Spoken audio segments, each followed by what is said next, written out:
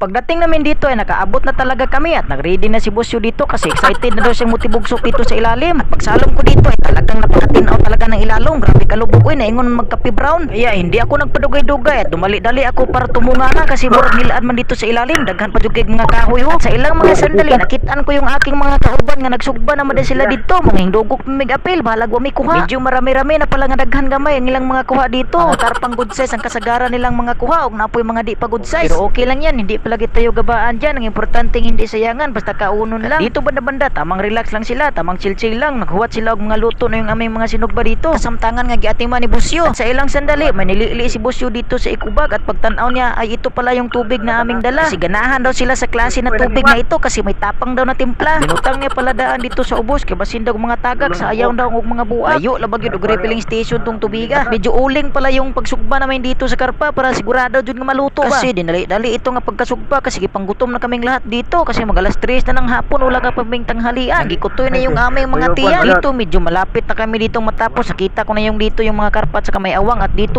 banda nakalimutan pala pagsugba yung kasiling bugoy kaya hindi na pinasaylo ay binutang na sa baga. At gipunit na ni Busyo yung isang karpa kasi naluto na daw. Okay na daw ito kaya pinatong na niya sa kahoy. At sa ilang mga libong sandali ay dito na nag-andam na kami dito kasi grabe na ginabagkagutom na kaya halika na dito at tayo mga una.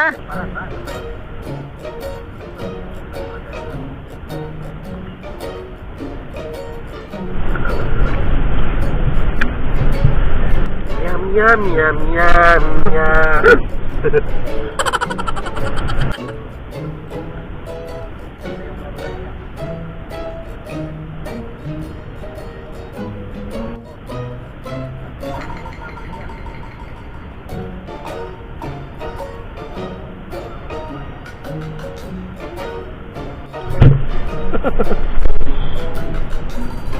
Dos litan Rod.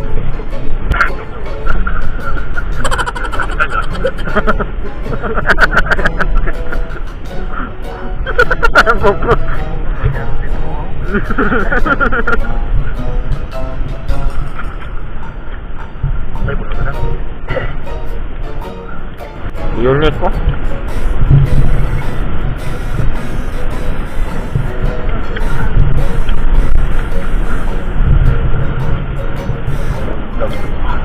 Mana? Pao. Kan. Yaro mengapat lo?